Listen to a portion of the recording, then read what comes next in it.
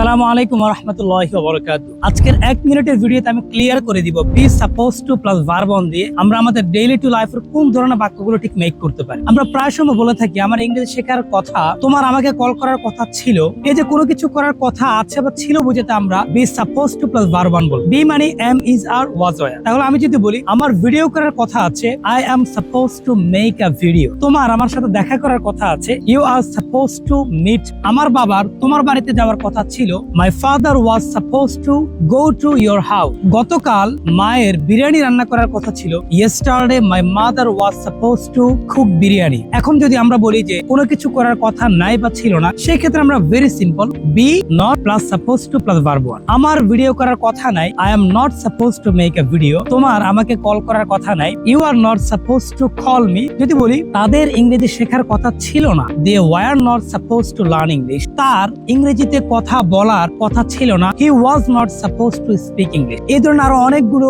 বাক্য মেক করে অবশ্যই কমেন্ট সেকশনে জানাতে ভুলবেন না। এই ধরনের আরো ইন্টারেস্টিং ভিডিও পেতে আমাদের পেজটিকে like, comment and follow please.